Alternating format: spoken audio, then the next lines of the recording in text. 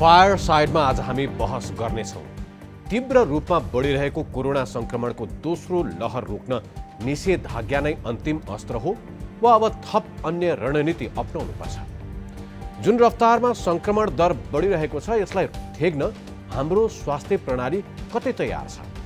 कोरोनाको नयाँ प्रजाति बारे हुनुपर्ने अध्ययन र प्राप्त नतिजा अनुसार त्यस विरुद्ध लड्न योजना कसले बनाउनु पर्ने हो?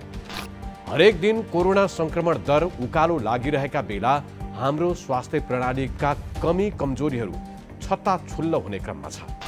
सरकार नागरिकलाई भरोसा दिनुको साटो हात उठाउने अवस्थामा पुगेको छ।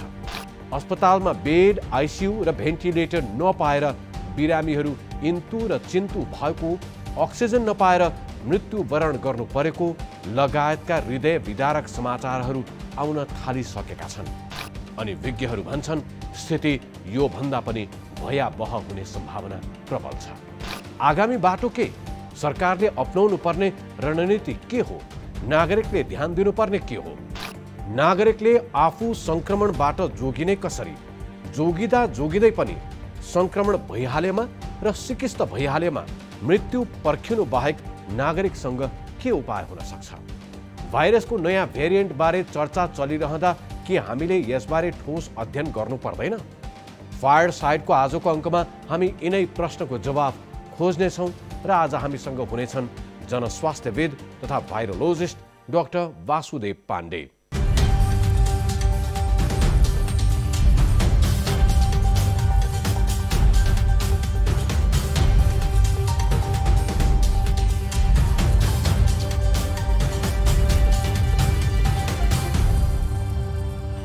डाक्टर पाण्डे, स्वागत छ फायर साइडमा। हस्, नमस्कार, धन्यवाद। म सिधै विषयमा प्रवेश गर्छु। हुन त फायर साइडमा हामीले यसरी भर्चुअली कुरा गरेको थिएनौँ। पहिलोपटक तपाईँसँग यसरी संवाद गरिरहेका छौँ। परिस्थिति नै त्यस्तै छ। गत हप्तासम्म हामी भारतको दृश्य हेरेर, भारतको समाचारहरू सुनेर नेपालको अवस्था कस्तो होला भनेर प्रक्षेपण गरिरहेका थियौँ। तर आज भोलिका तथ्याङ्कहरू हेर्ने हो भने संक्रमितको संख्याले हरेक दिन नयाँ उचाइ लिइरहेको छ। आज हामीसँग मुख्य रूपमा दुईवटा चुनौतीहरू देखिन्छन्। एउटा त संक्रमितको उपचार कसरी सम्भव हुन्छ, सही तरिकाले हुन्छ या हुँदैन। दोस्रो, अब संक्रमण फैलिन नदिनका लागि थप के गर्न सकिन्छ भनेर। हुन त देशका 40 भन्दा बढी जिल्लामा निषेधाज्ञा जारी गरिएको छ। म पहिलो प्रसङ्गबाटै सुरु गर्छु। संक्रमण कसरी फैलिन नदिने? के निषेधाज्ञा मात्रैले संक्रमण फैलिन नदिन सक्छ? त्यो चेन ब्रेक गर्न सक्छ? एकदमै। अब अहिले सबभन्दा महत्त्वपूर्ण कुरा के भने हामीले अब जब भारतमा दिनमा लाखौँ मान्छेहरू सङ्क्रमित भए त्यो बेलामा चाहिँ हामीले के लाग्छ भने यो भारतमा भइसकेपछि भारतबाट नेपाललाई छुटाउन सकिँदैन। त्यहाँ हुनु भनेको नेपालमै छ। हामीसँग यहाँलाई थाहा छ एकदमै लामो बोर्डर छ। त्यसपछि त्यसमा चाहिँ इन्ट्री पोइन्टहरू, जस्तै हाम्रो आइएचआर अनुसार पनि 108वटा भन्दा बढी चाहिँ इन्ट्री पोइन्टहरू छन्। तीमध्ये हामीले चाहिँ खालि अलिकति राम्रोसँग चेक जाँच गर्ने ठाउँ चाहिँ जम्मा 12-14वटा मात्रै छ। त्यहाँ भित्रबाट छिर्ने र नेपाल र भारतलाई हामीले छुटाउन नसक्ने कुराहरू छ।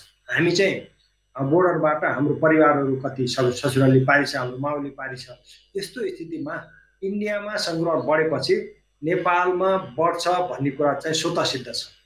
त्यो हिसाबले सबभन्दा पहिला सङ्क्रमण रोक्नको लागि पहिलो हामीले गर्नुपर्ने काम चाहिँ त्यो नेपाल र भारतको सीमा अब त सिल गर्ने कुराहरू आयो र यसलाई सिल गर्ने भन्दैमा हामीले मेन इन्ट्री पोइन्ट मात्रै नभएर त्यो भित्रभित्र जहाँनिर छिर्छ मान्छे लुकी छिपी छिर्ने ठाउँहरू छ त्यसलाई कम्प्लिटली हामीले चाहिँ नेपाल र भारतको सीमाबाट आउने व्यक्तिहरूलाई नियन्त्रण गर्नुपर्छ र कारणवश यहाँ आउनुपर्ने व्यक्तिहरू हुनुहुन्छ भने उहाँहरूको हामीले जाँच्नु पर्यो। सकिन्छ पिसिआर गर्नु पर्यो त्यो समय हेरेर, अथवा एन्टिजेन टेस्ट पनि छ जो चाहिँ हामीले थ्रोट स्वाबबाटै हामीले गर्छौँ। त्यो टेस्ट गरेर उहाँहरूलाई पोजिटिभ भएकोलाई हामीले आइसोलेसन लाने, नेगेटिभ भएकोलाई पनि क्वारेन्टाइनमा राखेर घर पठाउने सबभन्दा महत्त्वपूर्ण काम चाहिँ त्यो लाग्छ। अब मैले अहिलेसम्म भनिराखेको, हिजोसम्म भनिरहेको थिएँ त्यो इन्डिया नेपालको चाहिँ फ्लाइट छ त्यसलाई चाहिँ इमिडिएटली हामीले चाहिँ रोक्नुपर्छ। ई सेवा मनी ट्रान्सफरको साथमा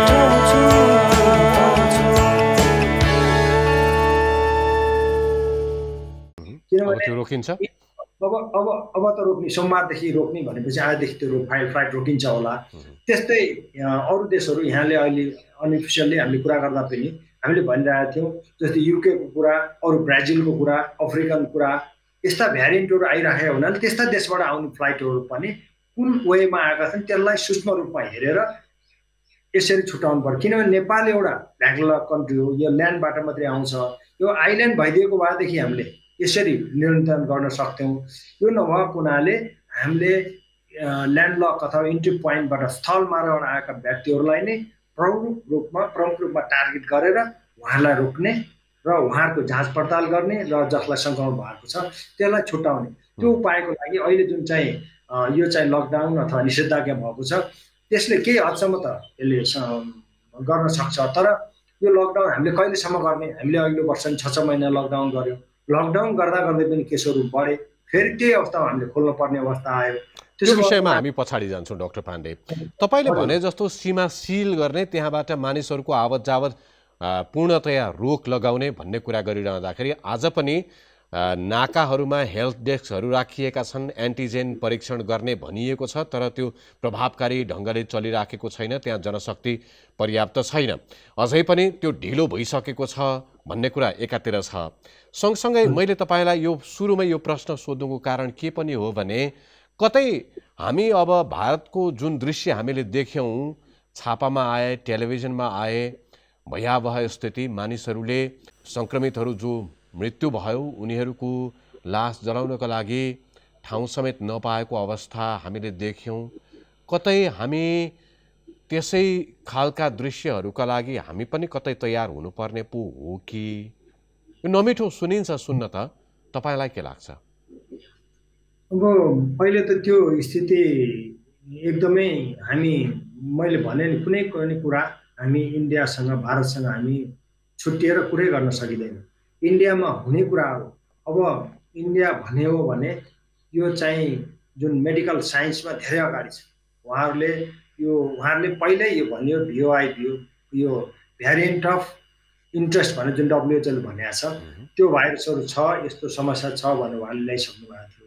त्यस्तै इन्डियामा चाहिँ जुन खालको समस्या भयो, त्यत्रो ठुलो देश, त्यहाँ चाहिँ सबै अक्सिजनको चाहिँ पर्याप्तता हुने देश, त्यति धेरै मेडिकल फेसिलिटी भएको देश, त्योमा त त्यति धेरै समस्या भयो भने हामी अझै पनि स्वास्थ्य सेवामा हाम्रा इन्फ्रास्ट्रक्चरहरू हामीले अघिल्लो वर्ष त हामीले गऱ्यौँ।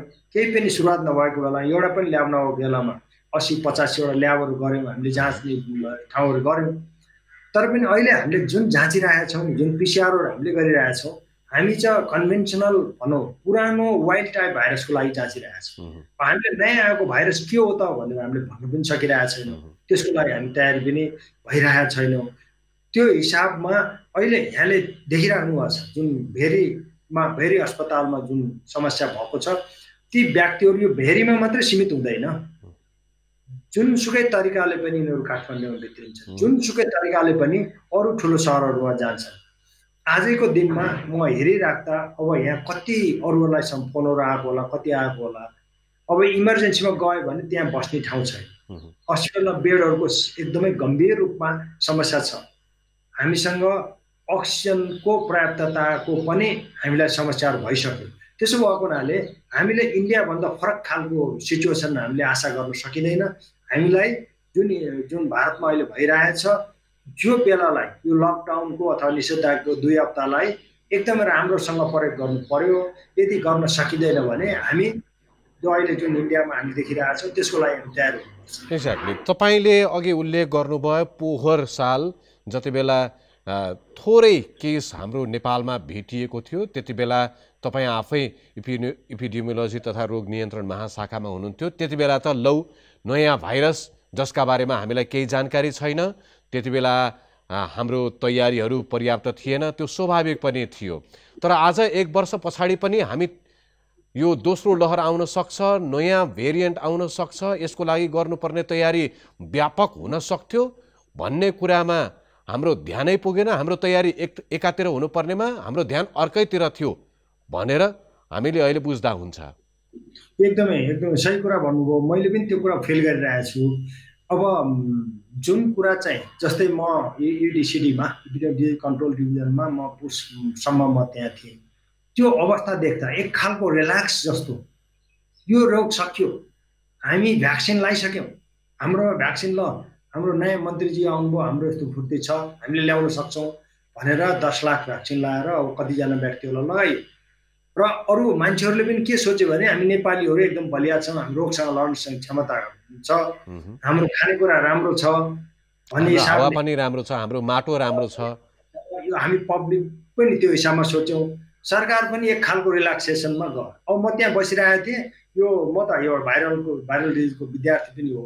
अब उहाँहरूलाई के लाग्यो भने यो रोग चाहिँ अब सकिसक्यो र अरू मान्छेहरू यताउति चलाए पनि हुन्छ भन्ने हिसाबले लाग्ने, त्यो तयारीको जुन गर्नुपर्ने कुराहरू नि हामीले समयमा, हुन त यो हाम्रो स्वास्थ्य तथा जनसङ्ख्या मन्त्रालयमा प्लान छ, प्रिपेयर्डनेस प्लान असारसम्म के गर्ने भन्ने छ, तर त्यो प्लानले काम गरेन। त्यो प्लानमा हामीले काम गर्ने तदारुकता जाहेर गर्न सकेनौँ। सरकारले बरु अम्बाको पातको कुरा, बेसार पानीको कुरा, हिमालबाट आएको हावा हामी खान्छौँ, त्यसकारण जडीबुटी सम्पन्न हावा हामीले त्यसबाट सास फेरेर हामी इम्युनिटी सिस्टम हाम्रो राम्रो छ भनेरै बसौँ। तयारी खास गर्नुपर्ने तयारीमा हाम्रो ध्यानै पुगेन छ। अब मैले के भन्न चाहेँ भने हाम्रो जुन सिस्टममा छ नि, को व्यक्ति के को लागि भन्ने हो, एउटा अथेन्टिक भन्नु पर्यो नि। जस्तै अमेरिकामा एउटा CDC छ, CDCले त्यहाँको प्रमुख फौजी भन्ने हुनुहुन्छ। हुन त नेपालमा जस्तै म भाइरोलोजिस्ट भए पनि त्यो लेभलमा छैन होला, तर को मान्छेले के भन्ने हो, हाम्रो त प्रशासनको मान्छेले म भाइरोलोजिस्ट भनिदिनुहुन्छ। अब एक दिन चाहिँ बाहिर न्युज CNN अथवा BBC अथवा कुनै न्युजहरू हेऱ्यो भने ऊ एक्सपर्ट भएर त्यसो कुरा चाहिँ हामीले बाहिर ल्याएर एक्सपर्टको रूपमा हामीले व्याख्या गर्छौँ। त्यो गर्नु भएन। त्यो एउटा मैले देखेको सबभन्दा ठुलो समस्या के भने सेवा मनी ट्रान्सफरको साथमा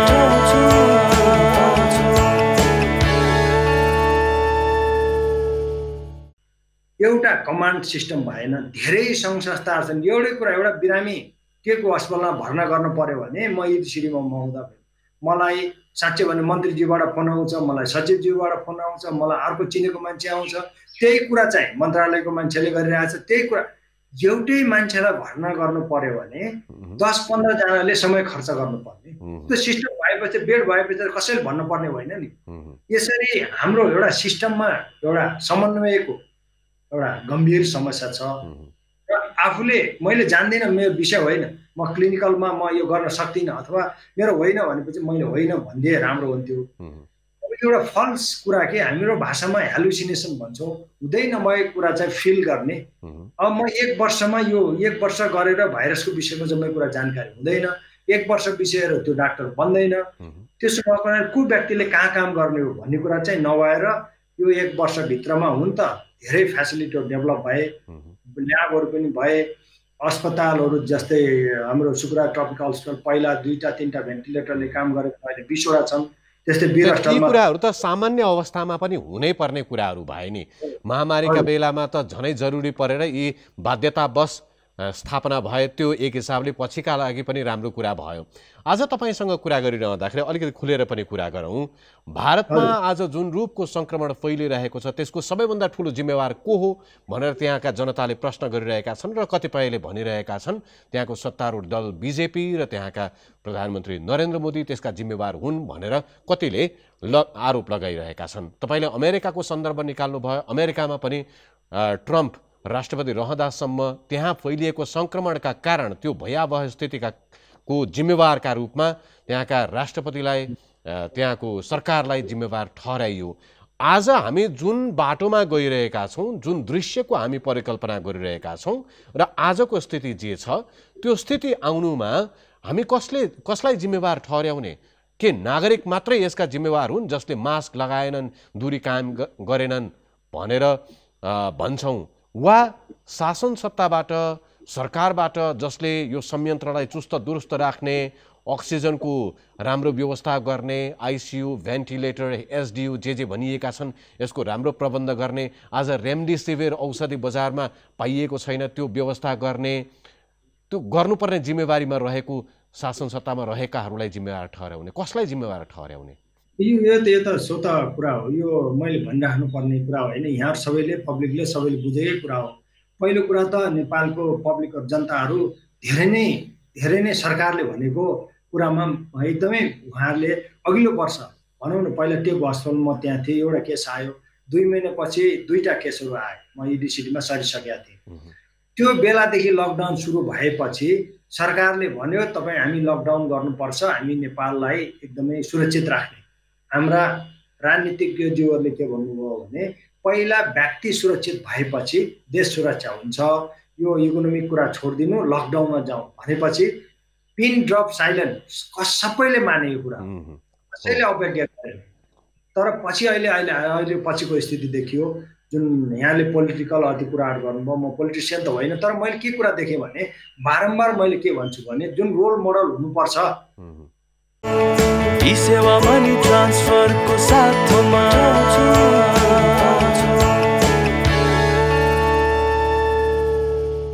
उहाँहरू चाहिँ जस्तै उहाँहरूले चाहिँ हजारौँ मान्छे हामीले बिचमा देखियो नि त, विभिन्न खालका देशभरिका मान्छेहरू बस ट्रकमा ल्याएर जुलुसहरू गर्ने, भाषणहरू गर्ने।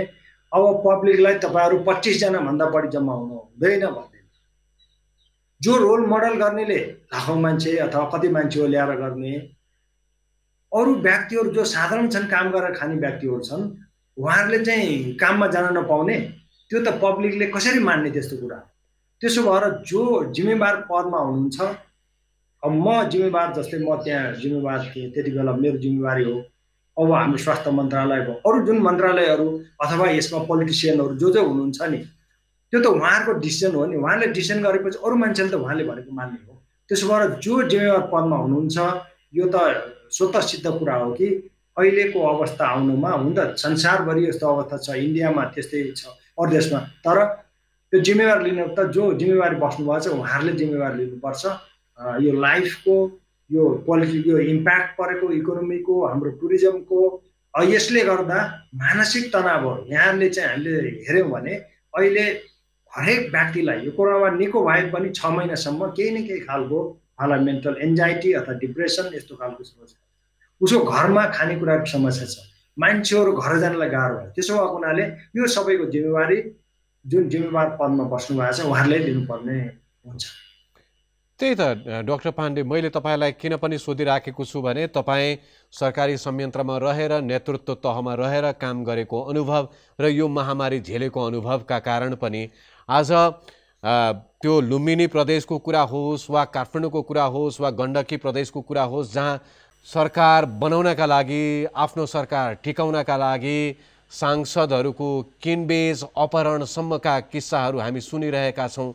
त्यो सांसद खरिद बिक्रीसम्म गर्न सक्नेहरूले आज जनताका लागि चाहिने अक्सिजन, भेन्टिलेटर, आइसियु, रेमडेसिभिर लगायतका कुराहरू किन किन्न सक्दैनन्? यो एकदमै राम्रो कुरा उठाउनु भयो। यो त म पोलिटिसियनहरू पनि भन्न सक्छु, तर मलाई के लाग्छ भने जब 45 सालमा नेपालमा नाकाबन्दी भयो, त्यो त्यति बेलाको सरकारले सिङ्गापुरबाट पेट्रोलियम पदार्थ प्लेनबाट ल्याएर पब्लिकलाई दिएको थियो। पब्लिकको सुरक्षा भनेको सरकारको कुरा हो। अहिले सबै कुराहरू, यो फेरबदल अथवा अरू कुराहरू सबै छोडेर उहाँहरू एकै ढिक्का भएर अहिले जनताको सुरक्षामा लाग्नुपर्ने हो। यसमा अक्सिजनको सप्लाईको पर्याप्तता गर्नु पर्यो, अस्पतालमा बेडहरू नभएको पुरानो पर्यो। मैले हिजो एउटा इन्टरभ्यूमा सुनिरहेको थिएँ, एकदमै हाम्रो मन्त्रीज्यूको एकजना सम्बन्धित व्यक्तिले यो त अस्पतालको जिम्मेवारी हो हाम्रो भन्दा भनेको पनि सुने। त्यो पहिलो कुरा त जिम्मेवार पदमा अस्पताल भनेको को त? हामी नै हो। इडिसीमा बस्दा मै नै हो, अथवा स्वास्थ्य मन्त्रालय बस्दा हामी नै हो।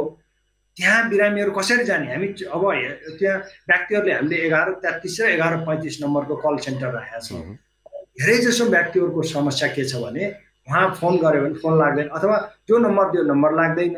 व्यक्तिहरू चाहिँ कसलाई फोन गरेर हुने हो भनेर फोन गरिराख्नु भएको छ।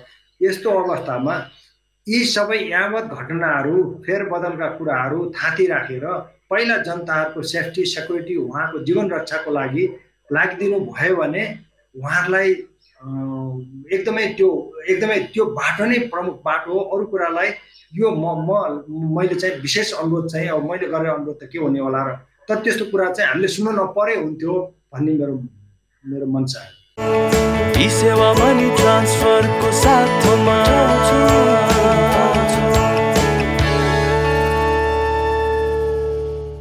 त्यसको अर्थ आज हामी सरकारको प्राथमिकता जता हुनुपर्ने थियो त्यो प्राथमिकता छैन।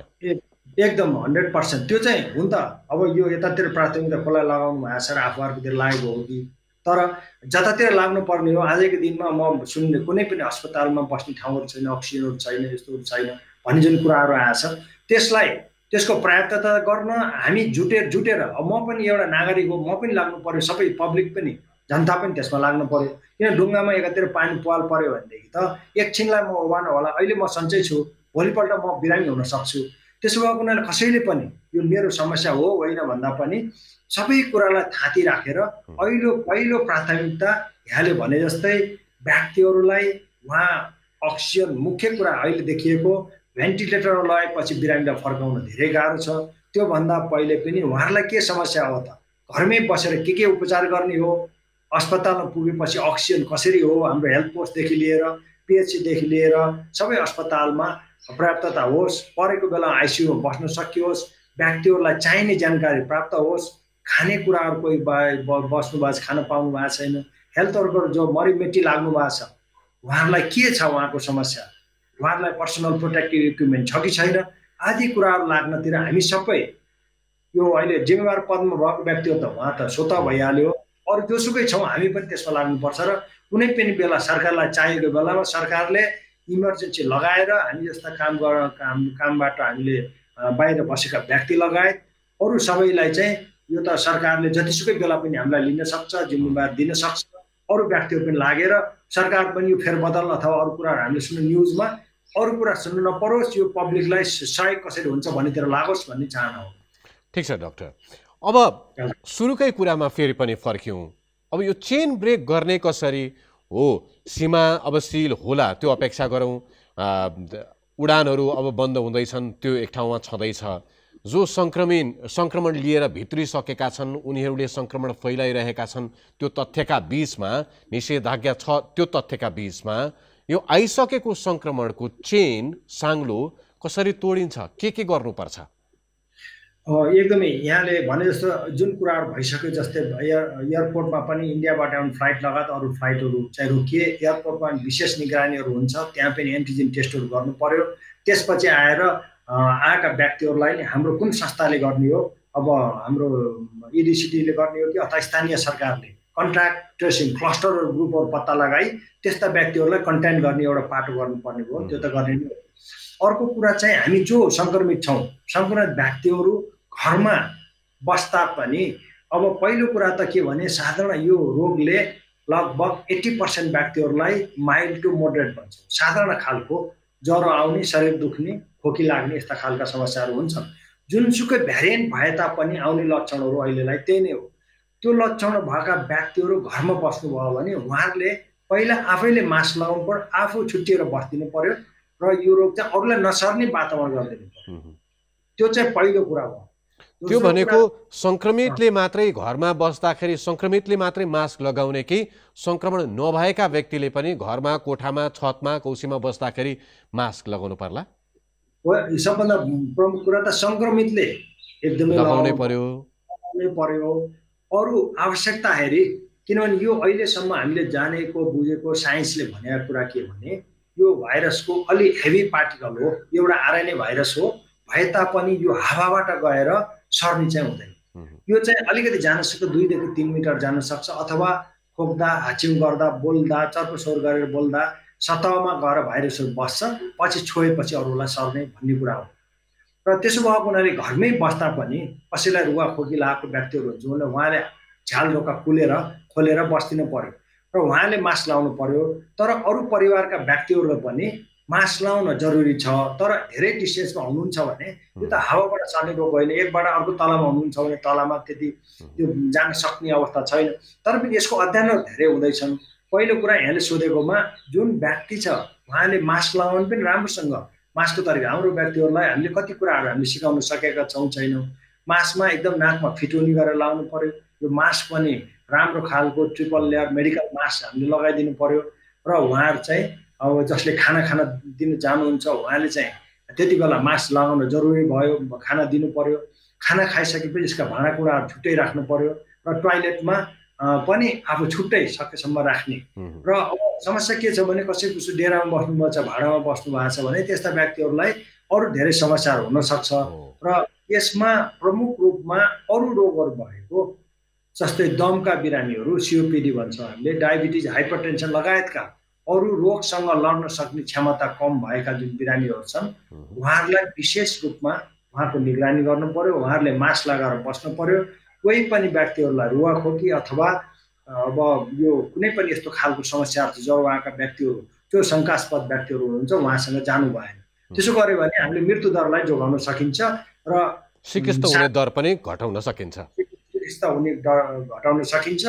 र यो फेरि यो के कुरा छ भने अलिकति विचार गर्नुपर्ने कुरा के भने यो भाइरसको हामीले रेप्लिकेसन भन्छौँ, त्यो लक्षण आउनुभन्दा पहिला पनि केही भाइरसहरू निस्किन सक्छ।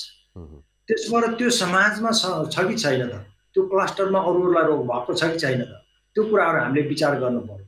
र साधारणतया लक्षण आएको 3 देखि 5 दिनसम्म भनौँ न, अब 7 दिनसम्म भएका धेरै जसो भाइरसहरू बाहिर निस्किने हुन्छ। त्यति बेला सर्न सक्ने सम्भावना बढी हुन्छ। त्यो बेलालाई विशेष निगरानी गर्नु पर्यो। र हुन त 10 देखि 14 दिनसम्म पनि हामी छुट्टिएर आइसोलेसनमा बस्नु पर्यो। अब यो भाइरस चाहिँ के देखिया छ भने अहिलेसम्म 2 महिनासम्म पनि लाइभ भाइरस चाहिँ शरीरभित्र रहेको पाइएको छ। र लिदल भाइरस जुन डेड भाइरस भन्छौँ त्यो त अझ 2 महिना 3 महिनासम्म यति यो कुरा एक्चुअली डाक्टर पाण्डे फेरि एकचोटि बताइदिनुहोस्। शरीरमा भाइरस 2 महिनासम्म पनि रहन सक्छ र त्यो सर्न सक्ने सम्भावना रहन्छ भन्दै हुनुहुन्छ हैन? हो। सबभन्दा पहिलो कुरा त के बुझ्नु पर्यो भने जसलाई लक्षण छ, लक्षण भएका व्यक्तिको 3 देखि 7 दिनसम्म हुन पहिलो हप्ता रोग सार्न सक्ने क्षमता धेरै हुन्छ। त्यसपछि कम हुन्छ तर सार्नै नसक्ने भन्ने चाहिँ होइन। त्यसो भएर हामीले 10 दिन आइसोलेसनमा बस्ने भनेर भनेको र सकिन्छ भने 14 दिन बसेको राम्रो। 2 हप्ता। हाम्रो स्टडीबाट अरू धेरै देशमा गरेको अध्ययनबाट के कुरा देखियो भने यो भाइरस चाहिँ अब त्यो PCR मेसिनले लाइभ अर डेड, जिउँदो अथवा मरेको भनेर छुट्याउन नसक्ने अवस्था पनि हुन सक्छ। त्यसो भएर हामीले जतिसक्दो जान्दा पनि PCR मा पोजिटिभ आयो, जस्तै हामीले CT भ्यालु भन्छौँ। अब यो चाहिँ लाइभ भाइरस कसैमा 2 महिनासम्म पनि पोजिटिभ भएको देखियो। त्यसो भएर कोही सिरियस व्यक्ति हुनुहुन्छ त्यसको फोक्सोको तलसम्म भाइरस छ। यो भाइरसले हुन त श्वास प्रश्वासको अप्पर रेस्पिरेटरी ट्र्याक्ट भन्छौँ, नाकमा अथवा घाँटीमा धेरै इन्फेक्सन गर्छ। त्यसो भएर खोक्दा हाच्छिउँ गर्दा बाहिर निस्किने हो। जस्तै इन्फ्लुएन्जाको भनौँ न H5N1 को भाइरसले भित्रको लङ्सको फोक्सोको तल्लो भाग हामीले एल्भोलाई भन्छौँ, त्यो एल्भोलाईमा गएर एट्याक गर्ने हुनाले यसले डेथ मोर्टालिटी धेरै हुन्छ तर सार्न सक्ने क्षमता कम हुन्छ। जस्तै हाम्रो गएको वर्ष एकजनालाई देखिया थियो, अरू व्यक्तिलाई इन्फ्लुएन्जाको आउटब्रेक भएन। यसको के भने अप्पर रेस्पिरेटरी ट्र्याक्ट इन्फेक्सन हुने, माथि हुने भएको हुनाले खोक्दाखेरि भाइरस बाहिर आउँछ, हाच्छिउँ गर्दा बाहिर आउँछ, यसले सार्न सक्छ। त्यही पनि यो 2 महिनासम्म पनि बस्न सक्ने अवस्था हुन्छ र एकचोटि भएर पनि फेरि पनि हुन सक्ने अवस्था पनि हुन सक्छ, किनभने नयाँ भ्यारिएन्टहरू आइरहेका छन्। त्यो हिसाबले अब डेड भाइरस त कहिलेकाहीँ लगभग 3 महिना 80 दिनसम्म पनि भाइरस चाहिँ शरीरभित्र बसेको PCR ले डिटेक्ट गरेको पत्ता लागेको चाहिँ हाम्रो विभिन्न स्टडीहरूले देखाएको छ।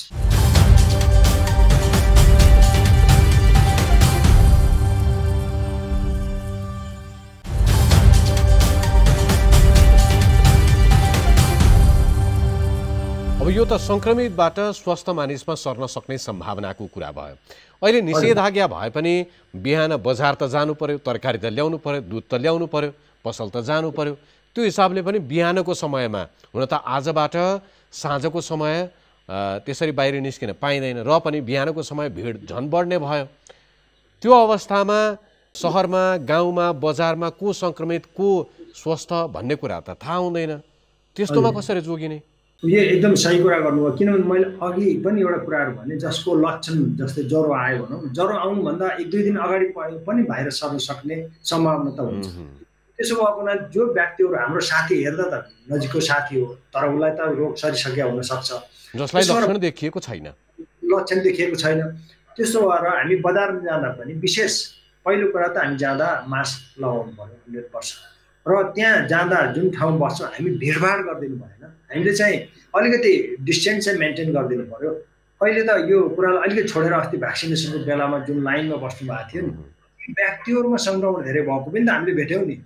त्यसो भएर चाहिँ त्यो लाइनमा बस्दा विशेष ध्यान दिने, किनभने यो आफूमा अरूलाई रोग नसार्ने त छँदैछ, आफूले पनि रोग सार्ने कुरा आयो। त्यसो भएर त्यहाँ जाँदा मास्क लगाउने, डिस्टेन्स मेन्टेन गर्ने, सकेसम्म धेरै समय नबस्ने, समयमा किनेर आइसकेपछि घर फर्किसकेपछि राम्रोसँग हात सफा गर्ने, हात मुख सफा गर्ने र त्यही अनुसारको व्यवहार गर्ने। जसरी हुन्छ त्यसले हात धुने काम चाहिँ प्रमुख हो। यदि हात धुन सकिँदैन भने सेनिटाइजरको प्रयोग गर्ने र धेरै भिडभाड। पहिलो कुरा त यो हामीले यसरी मास्क लगाउने अनि डिस्टेन्सिङ मिलाउने, यही नै कुरा हो। यो रेस्टुरेन्टमा त अहिले हामी जाँदैन। अब यो सहरको कुरा भयो, सहर बजार जहाँ सामान्यतया धेरै भिडभाड हुन्छ, यहाँ त अब निषेधाज्ञा पनि छ, त्यसकारण केही हदसम्म त्यो भिडभाड कम हुने भयो, दूरी कायम हुने भयो। तर दुर्गम ठाउँहरूमा, गाउँहरूमा जहाँ भारतबाट प्रवेश गरेका नेपालीहरू सोझै बिना परीक्षण गाउँमा पुगेका छन्, त्यहाँ बिहा पनि धुमधामसँग भइरहेको छ, व्रतबन्ध भइरहेको छ, भोज भतेरहरू भइ नै राखेको छ, गाउँमा फेरि छोरा भतिज नाति आएको छ भनेर भेटघाट पनि बाक्लै होला।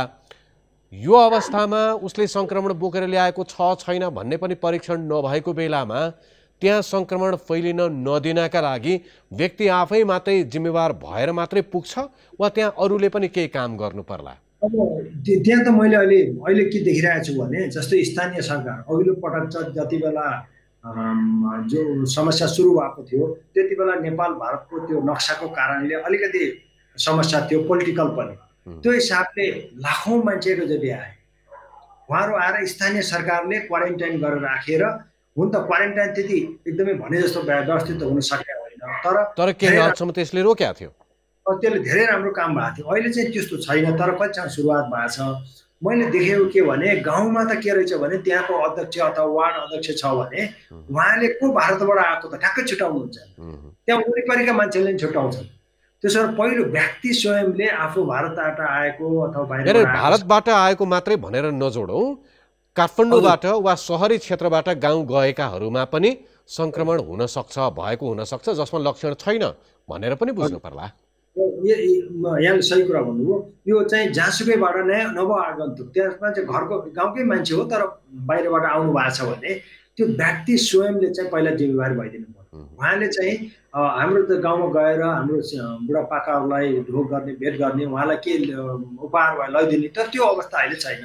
त्यो भएको हुनाले उहाँले घरमा गएर कम्तीमा 10 दिन छुट्टिएर घरमा बस्दिनु पर्यो, अरू घरमा नगइदिनु पर्यो। त्यसो भएको हुनाले त्यहाँ गाउँमा अरू त्यहाँको स्थानीय सरकार, स्थानीय भनौँ न पालिकाका अध्यक्षहरू, वार्डका अध्यक्षहरू र अरू हाम्रा महिला स्वयंसेवकहरू छन्, हेल्थ पोस्टहरू छन्, त्यो व्यक्तिहरूले जुन गाउँमा अरू स्वयंसेवकहरू पनि हुन्छन्, अब स्थानीय सरकारको अरू पालिकाहरूको स्वयंसेवकहरू पनि हुन्छ, उहाँहरूले आइडेन्टिफाई गर्नुहुन्छ र त्यस्ता व्यक्तिहरूलाई निगरानी राख्नु पर्यो र जसलाई ज्वरो आएको छ भने तुरुन्त जाँच गर्न लानु पर्यो र उहाँहरूलाई चाहिँ आइसोलेसन सेन्टरतिर लैजाने अथवा घरमै बसिन्छ भने पनि उहाँहरू छुट्टिएर बस्दिनु पर्यो। यो चाहिँ व्यक्ति स्वयंको ठुलो जिम्मेवारी हुन्छ।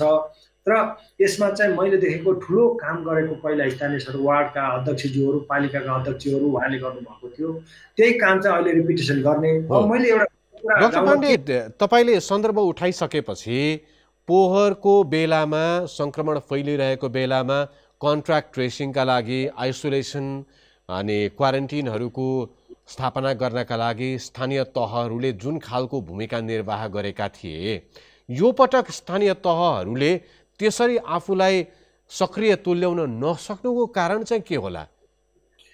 अब धेरै कुराहरू चाहिँ लेसन लर्न भयो। त्यति बेला कति कुरा उहाँहरूले सिक्नुभयो कि अब जानेर उहाँले गर्नुभयो त्यति बेला।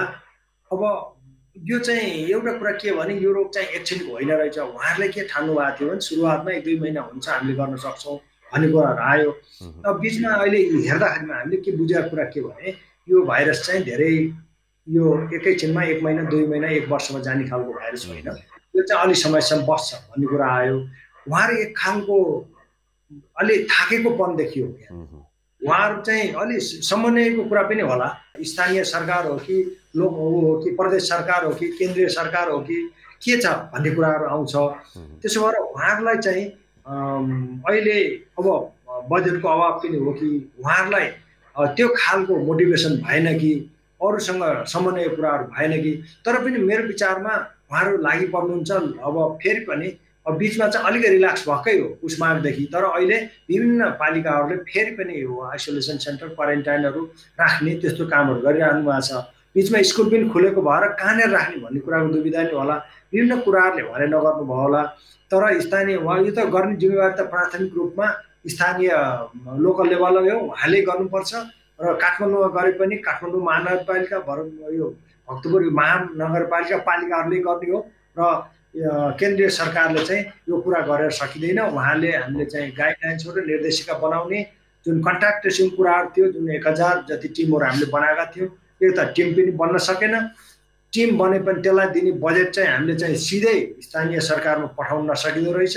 फेरि सङ्घीय मामिला मन्त्रालयमा जानुपर्ने विभिन्न अडचनहरू भएको हुनाले अहिले चाहिँ मेरो विचारमा उहाँहरू गर्न नखोजेको होइन, के कुरा अड्किरहेछ त्यसलाई मिलाएर उहाँहरूकै जिम्मेवारी हो, उहाँहरूले गर्नुपर्छ र यसलाई समन्वय चाहिँ राम्रोसँग यो अरू संस्थाहरूले गरिदिनु पर्छ। म तपाईँलाई यो प्रश्न किन पनि सोधिरहेको छु भने अघिल्लो सङ्क्रमणको लहरका बेलामा परीक्षणको कुरा र कन्ट्याक्ट ट्रेसिङको कुरामा स्थानीय तहको स्थानीय सरकारहरूको भूमिका राम्रो देखिएको थियो।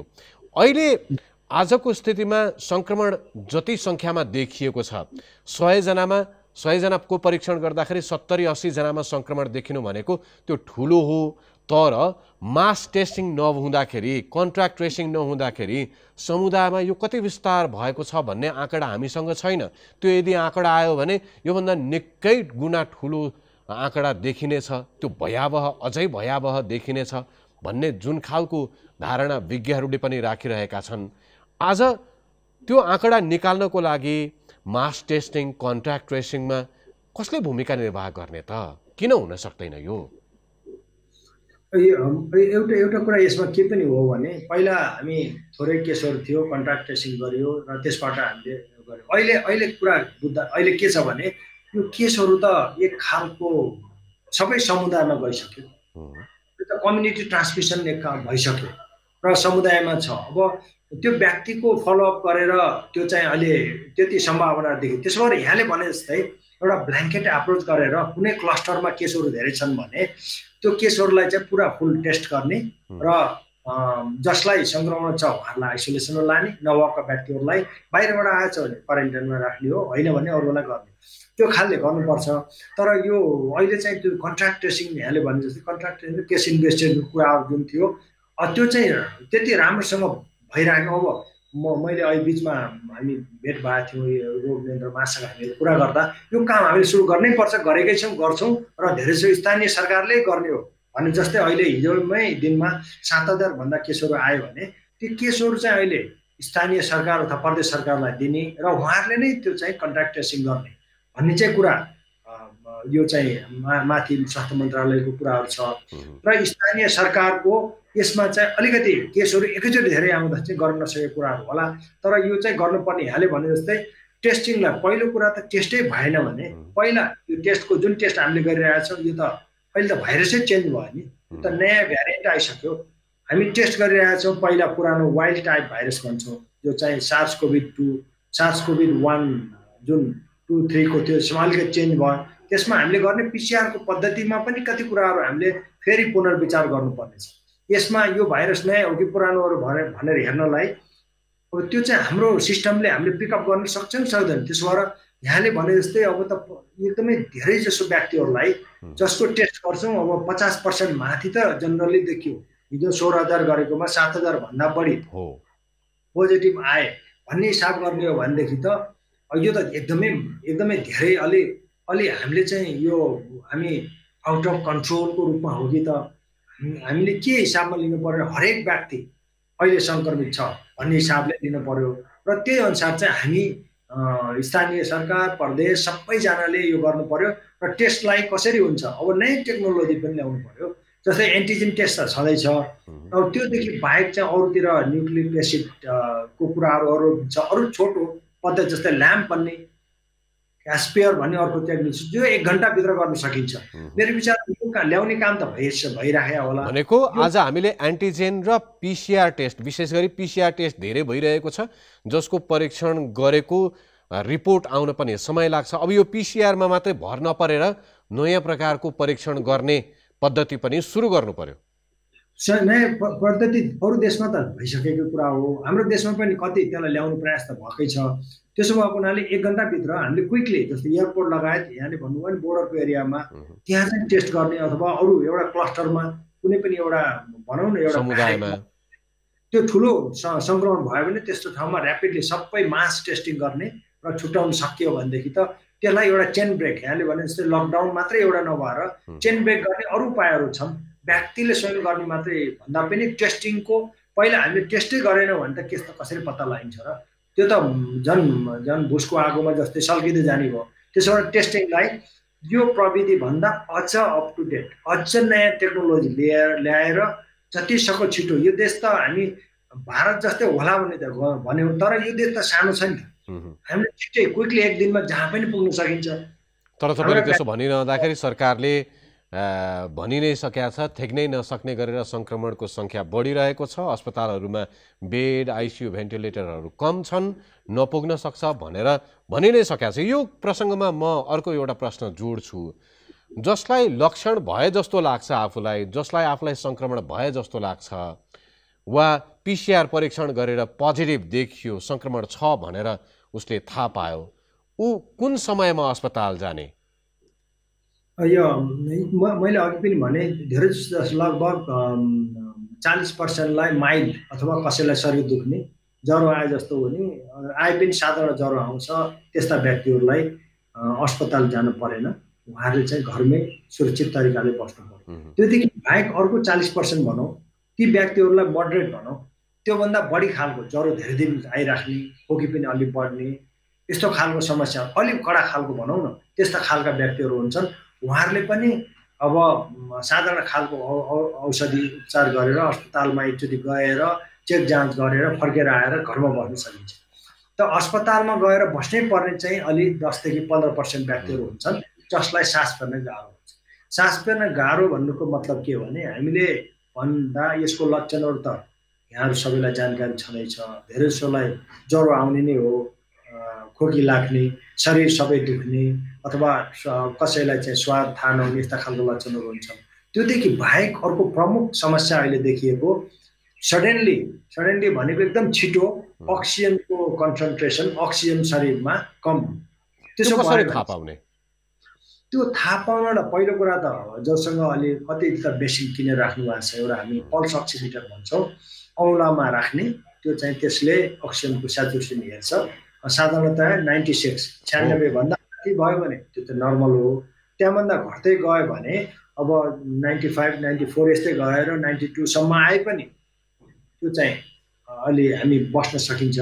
र त्यहाँभन्दा तल 90 भन्दा तल अक्सिजनको स्याचुरेसन घट्यो भने हामी घरमा बस्नु हुँदैन, हामी अस्पतालमा जानुपर्छ। डाक्टर पाण्डे, अब त्यो पल्स अक्सिमिटरले यो देखाउँछ भनिरहँदाखेरि सबैको घरमा पल्स अक्सिमिटर राख्ने सम्भावना पनि नहोला, आफैले थाहा पाउने अरू केही तरिका हुँदैन होला? होइन, यो तरिका हुन्छ, सबै घरमा अक्सिजन त्यस्तो हुँदैन, मेसिन चाहिँ हुँदैन, राख्न सकिँदैन। त्यसो भएको हुनाले पहिलो त के भने आफूलाई फिल हुन्छ, जसलाई सास फेर्न अलिक गाह्रो भयो, कठिनाइ भयो, त्यो नै अक्सिजनको स्याचुरेसन कम भएको भन्ने कुरा बुझ्नु पर्छ। भनेपछि व्यक्तिले आफूले सास फेर्न गाह्रो अनुभव हुने बित्तिकै उसले ठान्नु पर्यो कि अब म अस्पताल जानुपर्ने अवस्थामा पुगेँ भनेर हो। हामी लास्ट एकदम अन्तिम अवस्थासम्म हामी पर्खेर बस्नु हुँदैन। यो जुन अस्पतालमा बेड छैन, यस्तो छैन भन्ने कुराहरू चाहिँ जुन भने तापनि अब सरकारले के चाहिँ गर्नुपर्छ भने यो प्राइभेट अथवा जुन कम्युनिटी हस्पिटल जे छन्, यो निर्णय पनि भइसके जस्तो मलाई लाग्छ। त्यो अस्पतालमा जहाँ आफूलाई नजिक पर्छ त्यहाँ तुरुन्तै गएर सम्पर्क गर्ने र अक्सिजन चाहिँ को स्याचुरेसन हामीले हेर्न पर्यो र आफूलाई गाह्रो भएपछि त्यहीँ बस्नु पर्यो। अब लाग्छ अरू पनि विभिन्न जस्तै वीर हस्पिटलको 500 बेडको हामी चलाउने अरू विभिन्न प्राइभेट हस्पिटल मेडिकल कलेजहरू छन्। अब सुरुमा अलिकति समस्या भयो, पहिला पनि अघिल्लो पटक पनि त्यस्तो खालको क्राइसिस बाटोमा सुत्नु पर्यो भन्ने कुराहरू आएको थियो। अब अहिले एकदमै सडनली एकदम छिटो 1-2 हप्तामै यो स्थिति आएको हुनाले अलिक गाह्रो छ भनेको त हो, गाह्रो त छँदैछ होला, तर गर्नै सक्दिनँ हामी चाहिँ हातै उठाएर हामी चाहिँ अब ल है हामी केही पनि छैन भन्ने अवस्था चाहिँ छ जस्तो मलाई लाग्दैन। र हामी सबै अरू पनि हामी सबै लागेर गर्नुपर्छ र त्यस्तो अवस्था आयो भने जसलाई सास गर्न गाह्रो भयो, अनइजी भयो, एकदम अप्ठ्यारो छ, अलिक गाह्रो भएछ, खोकले पनि गाह्रो पार्यो भनेदेखि त तुरुन्तै अस्पतालमा सम्पर्क गर्नुपर्छ। यो सन्दर्भमा अर्को एउटा प्रश्न पनि, उपचारकै कुरामा हामीले चलाइरहेका ओखतीहरू रेमडेसिभिर लगायतका ओखतीहरू जुन तरिकाले हामीले कोभिडका पेसेन्टहरूलाई उपचार गरिरहेका छौँ, हामी सुनिरहेका छौँ नयाँ पेसेन्ट नयाँ भेरिएन्ट आएका छन् र नयाँ भेरिएन्टले थप गम्भीर स्थितिमा बिरामीलाई पुर्याउँछ भनिरहँदाखेरि हामीले पोहोर जसरी उपचार गरिरहेका थियौँ, जुन ओखतीले उपचार गरिरहेका थियौँ, अब पनि त्यही ओखती त्यही उपचार पद्धतिले अब पनि काम गर्छ जस्तो युके भेरिएन्ट पनि देखियो काठमाडौँमा नेपालमा भन्ने कुरा गरिरहँदाखेरि पुरानै भेरिएन्टका सङ्क्रमितहरू र नयाँ भेरिएन्टका सङ्क्रमितहरूलाई एकै ठाउँमा राखेर एउटै तरिकाले उपचार गरेर हुन्छ, एउटै औषधि चलाएर हुन्छ। अब यहाँनिर मैले यहाँलाई के आग्रह गरेँ भने यो जुनसुकै भेरिएन्ट भए तापनि यो मोड अफ ट्रान्समिसन चाहिँ सर्ने तरिका एउटै हो, तर के चाहिँ हो भनेदेखि नयाँ भेरिएन्ट आयो भने जस्तै अब भेरिएन्ट भनेको त्यसमा जिनमा कुनै ठाउँमा परिवर्तन हुने हो, त्यो भइसकेपछि त्यसले कोही भाइरस त त्यसले रोग गर्न नसक्ने अवस्था पनि जान सक्छ। तर अहिलेको अवस्थामा के देखियो भने यसले रोग सार्ने 70% भन्दा बढी छिटो रोग सार्ने, एउटै व्यक्ति रोग भयो भने उसले 2 देखि 3 जना व्यक्तिलाई रोग सार्ने भन्ने चाहिँ हाम्रो एभिडेन्सले देखायो। त्यसो भएको हुनाले यहाँले भने जस्तै त्यो हामीले छिटै क्विकली यो भेरिएन्ट युके हो, यो इन्डियन हो, यो अफ्रिकन हो भनेर हेर्न सक्यो भनेदेखि त त्यसमा यो त बेस्ट हो। त्यो हामीले हेर्न नसक्नुको कारण चाहिँ के हो? आज हेर्नुपर्ने स्थिति हो या होइन? पहिलो कुरा हामीले त्यो भेरिएन्टको पछि लाग्नुभन्दा पनि पहिलो हामीलाई चाहिँ सास गर्न गाह्रो छ छैन, अक्सिजन छ छैन, अस्पतालमा बस्ने ठाउँ छ छैन, बेड छ छैन भन्ने कुरा हो।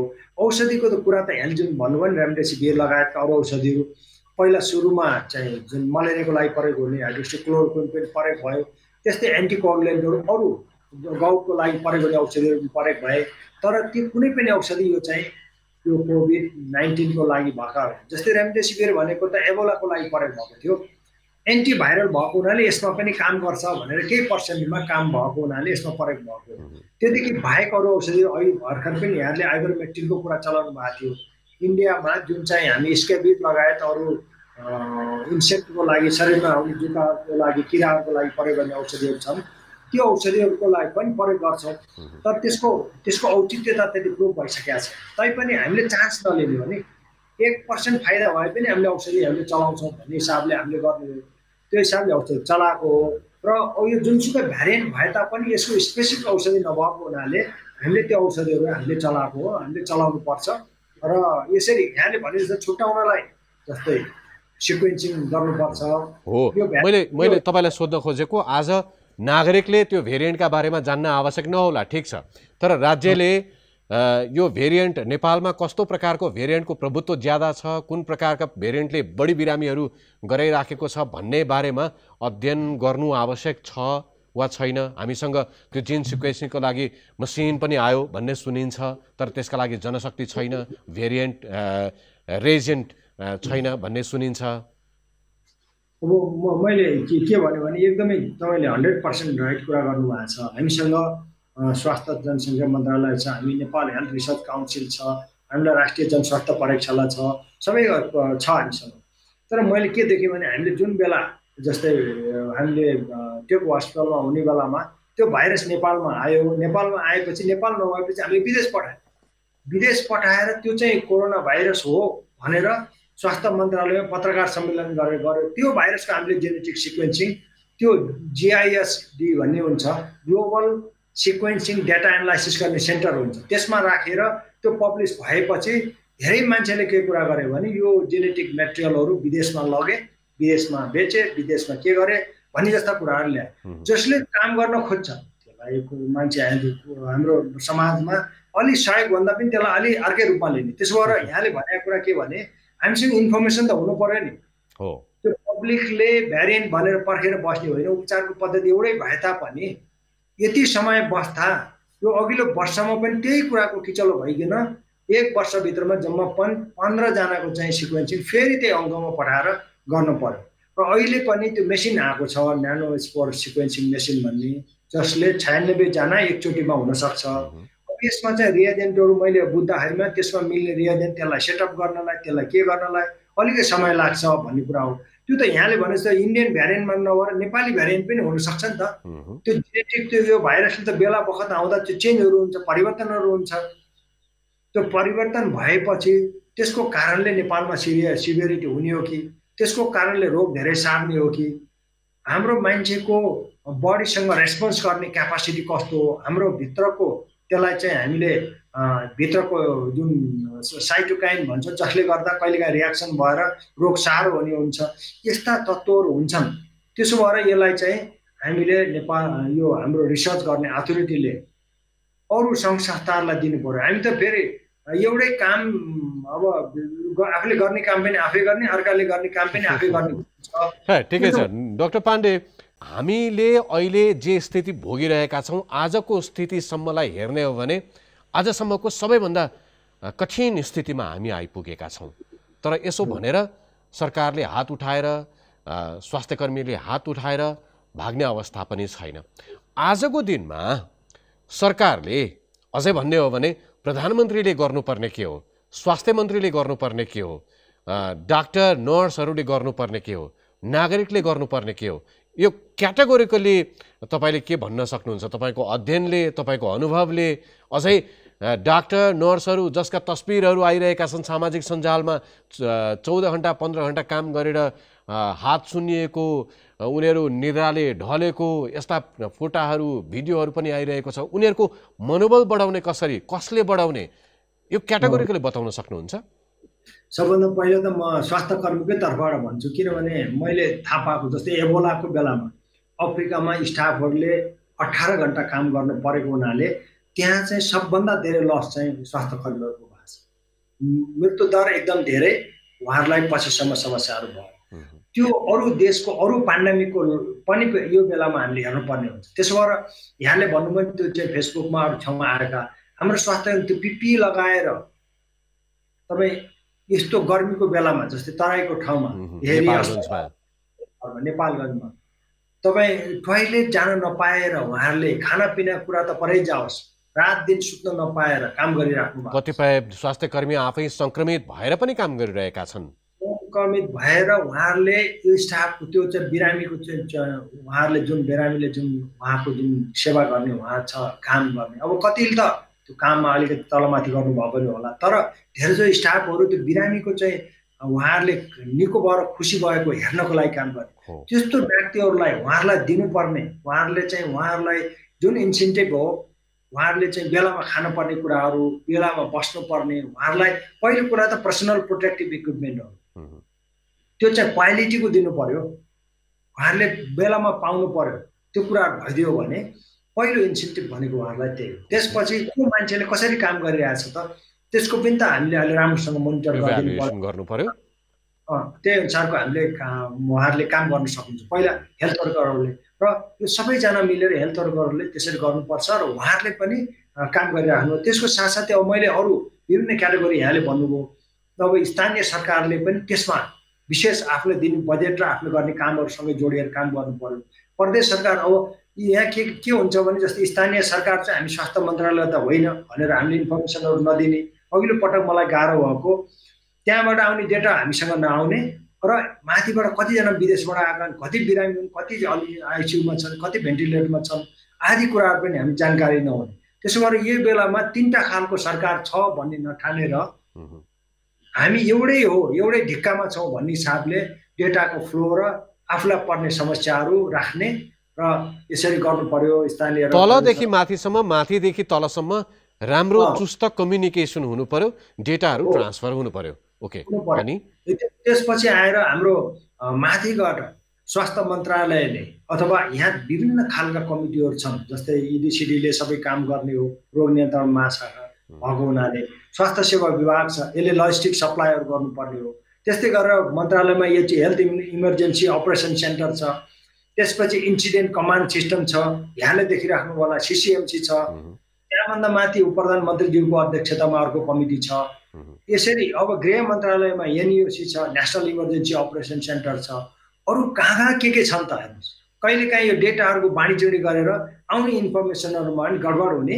र राम्रोसँग रेस्पोन्समा गाह्रो तपाईँले लिएका यी सबै संयन्त्रहरूले काम पनि गर्छन् अब यो काम त अब सबैको आफ्नो काम त छ जस्तै अब सिसिएमसी भइदिएपछि आर्मीहरू इन्भल्भ छ हाम्रो डेड बडीहरूको म्यानेजमेन्टमा उहाँहरूको ठुलो जिम्मेवारी छ त्यस्तै अरू छ त्यो जिम्मेवारी त छ तर मैले के देखेको भने कसले के काम गर्ने त भने कहिलेकाहीँ कन्फ्युजन त छ एउटाले पनि मैले भने 10वटा समितिले एउटै काम गरिराख्यो त्यसो भएर कुन चाहिँले हो त लिडिङ काम गर्ने त्यसले चाहिँ गरिदिनु पर्यो र त्यो अन्तर्गत अरू सबैले त्यसको पालना गर्नुपर्छ यो त वार हो नि मान्छेको जिन्दगी बचाउने कुरा छ मैले यो प्रश्न सोध्नु आवश्यक छ यी संयन्त्रहरूले काम पनि गर्छन् र भनेर मैले तपाईँलाई सोध्नुको कारण के हो भने पछिल्ला दिनमा निषेधाज्ञाको कुरा होस् विद्यालय बन्द गर्नुपर्ने कुरालाई होस् विभिन्न यावत विषयहरूमा यति धेरै बैठकहरू बसे कुनैले पनि ठोस निर्णय गरेको देखिएन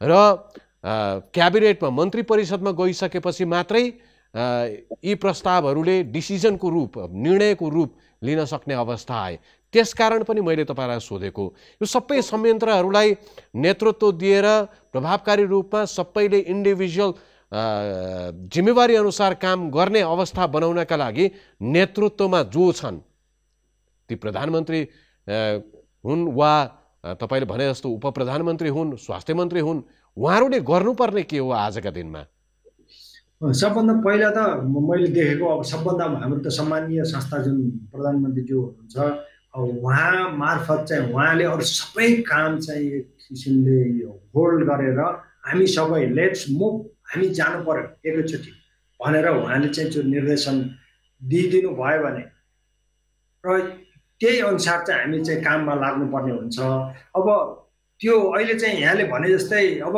यो डिसिजन गर्नलाई अब यहाँले पहिला चाहिँ यो हाम्रो स्वास्थ्य मन्त्रालयमा डेटाहरू आउला डेटाहरू आएपछि त्यो डेटा चाहिँ इडिसिडीबाट डेटा जेनेरेट गर्ने त्यसपछि आएर स्वास्थ्य मन्त्रालयमा जाने त्यहाँ मिटिङ बस्ने मिटिङ बसेर छलफल हुने छलफल गरेर पास भएर फेरि सिसिएमसीमा पठाउने सिसिएमसीमा गएर उहाँहरूले कति दिन लगाएर पास गर्ने त्यसपछि आएर प्रधानमन्त्रीज्यूकोमा जाने हो कि सिधै क्याबिनेटमा जाने अनि क्याबिनेट कहिले बस्ने हो यी आवत प्रोसेस गर्दा त्यही त डाक्टर पाण्डे यो महामारीका बेलामा इमर्जेन्सीमा त्यो भर्याङको यति धेरैवटा खुट्केलाहरू किन चाहियो फट्केर जान सक्ने अवस्था हुन्छ कि हुँदैन होइन यो इमर्जेन्सी मैले यहाँलाई त्यही अनुरोध गरेर एउटा एकदमै सलिड डिसिजन गर्नु पर्यो यो गर भने अब त्यसपछि फेरि क्याबिनेटमा जान्छ क्याबिनेटमा पास त्यो गर्दा एक हप्ता गइसक्यो एक हप्तामा यहाँ तपाईँले हेर्नुभयो भने 200%ले यहाँ इन्फेक्सन रेट बढिसकेको छ अनि फेरि प्रधानमन्त्री अथवा यो क्याबिनेटबाट के हुन्छ भने